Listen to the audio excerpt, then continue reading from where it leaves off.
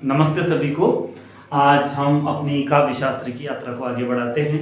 आप लोगों का बहुत बहुत धन्यवाद। आप इसको वीडियो को देखते हो और भी आपको इस तरह की वीडियो देखनी है व्याकरण से संबंधित, काव्य शास्त्र से संबंधित, तो हम लोग आपके लिए कई सारी वीडियो लेकर आ रहे हैं। तो आपको ये मेरा यूट्यूब चैनल है, इस पर आपको सब्सक्राइब करना है तथा ये मेरे मोबाइल नंबर है। वीडियो से संबंधित कोई भी शिकायत हो या आपको कोई भी चीज़ समझ में नहीं आ रही हो या आपको कोई मन में कोई प्रश्न हो तो आप कमेंट जरूर करें। और आपसे निवेदन है कि आप इसको सब्सक्राइब करें चैनल को, तो आपको अधिक से अधिक वीडियो देखने को मिलेगी। हम अब अलंकारों को आगे बढ़ाते हैं। अलंकार में पहला अलंकार है पुनरुक्ति प्रकाश अलंकार।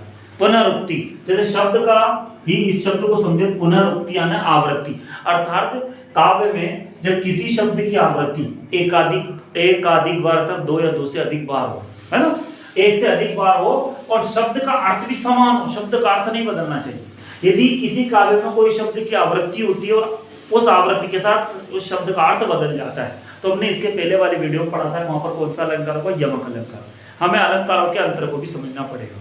और यहाँ पर क्या है कि कोई शब्द दो या दो से अधिक बार होगा, आवृत्ति होगी, लेकिन उसका अर्थ बिल्कुल नहीं बदलेगा, वहां पर पुनरुक्ति प्रकाश अलंकार होगा। जैसे यहाँ पे लिखा मधुर मधुर मेरे दीपक जल, यहाँ पर मधुर मधुर दो बार आया है लेकिन उसका अर्थ में परिवर्तन नहीं हुआ है। बार बार आती है मुझको मधुर याद बचपन तेरी, जैसे बार बार आती है, तो यहाँ पर बार बार शब्द आया है लेकिन इसकी जो मतलब शब्द का अर्थ नहीं बदला है, इसीलिए यहाँ पर पुनरुक्ति प्रकाश अलंकार है। बहुत सारे ऐसे गीत, कविताएं, गाने होते हैं जिनमें कोई शब्द दो या दो से अधिक बार आता है लेकिन उसका अर्थ को बदलाव नहीं होता, उसके अर्थ में नहीं बदलाव होता, तो वहां पर पुनरुक्ति प्रकाश अलंकार होता है। आगे देखते हैं श्लेष। श्लेष का शाब्दिक अर्थ होता है चिपकना, है।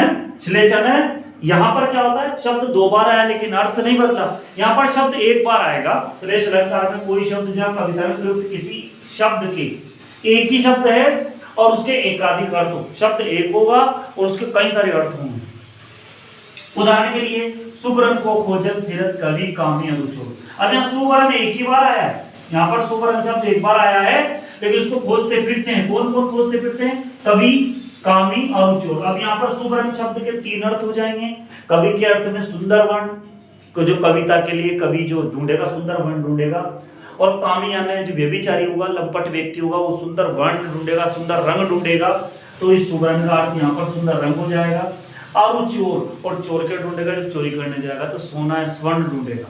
तो स्वर्ण अर्थात इस शब्द के तीन अर्थ हो गए। एक कविता के अंदर में सुंदर वर्ण, है ना, कविता के अर्थ में सुंदर वर्ण, कामी के अर्थ में व्यभिचारी, है ना, या फिर लंपट, और चोर के अर्थ में क्या होगा दोस्तों, सोना। ठीक है, आगे देखते हैं श्लेष के प्रकार। श्लेष के अलंकार के दो प्रकार होते हैं, अभंग श्लेष और सबंग श्लेष। ठीक है, दो प्रकार होते हैं, अभंग श्लेष और सबंग श्लेष। मतलब जहां पर किसी शब्द को पूरा का पूरा, अभंग और सबंग भी अंतर है कि अभंग यानी किसी शब्द को बिना तोड़े, उसको हम विच्छेद नहीं करेंगे, तोड़ेंगे नहीं, और उसके बाद भी उसी शब्द के ऐसा कैसे अर्थ निकल जाए। मान लो ये उदाहरण के हमारा अभंग का, बिना तोड़े ही, बिना उसको भंग किए ही जब हमारा अर्थ निकल जाए, जैसे हमने यहाँ उदाहरण भी लिया है, तो अभंग श्लेष, है ना, और सबंग श्लेष। अभंग श्लेष क्या होगा, जहां कोई शब्द बिना तोड़े ही एक से अधिक अर्थ को प्रकट करता है, बिना तोड़े ही। जैसे यहाँ पर रहीमन पानी राखिए बिन पानी सब सून, है ना, पानी गए न उबरे मोती मानस चुन। अब यहाँ पानी शब्द के तीन अर्थ हो गए हैं, मोती के अर्थ में अलग है, मानस है ना मनुष्य के अर्थ में अलग है, चून है ना आटे के अर्थ में अलग है। पानी के अर्थ में होगा मोती यानी चमक, अर्थात पानी गए न उबरे अर्थात मोती की चमक चली जाए तो उसका कोई मूल्य नहीं बचता। मानस है ना मनुष्य के अर्थ में पानी का अर्थ होगा सम्मान, इज्जत, यदि उसकी इज्जत या सम्मान चला जाए तो मनुष्य का कोई अर्थ नहीं होगा। और चून, चून का अर्थ होता है आटा, अर्थात बिना पानी के आटे का भी कोई महत्व नहीं। आगे देखते हैं सबंग। सबंग यानी जहां पर शब्द को तोड़ेंगे और तोड़ने के बाद उसके अर्थ को हम लिखेंगे तो सबंग श्लेष होगा।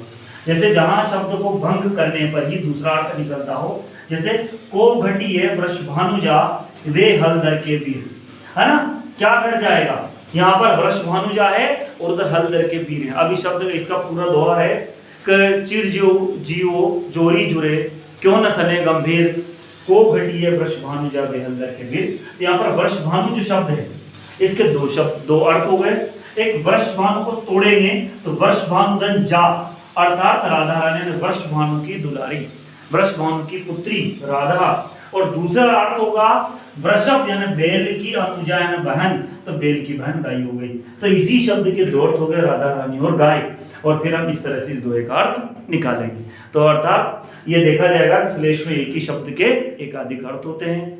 आशा करता हूँ कि आपको ये विषय वस्तु समझ में आएगी। सबको धन्यवाद। आगे भी इस तरह से चैनल देखते रहें, वीडियो देखते रहें, और आगे मेरे चैनल को बेल आइकन दबा के सब्सक्राइब करें। धन्यवाद।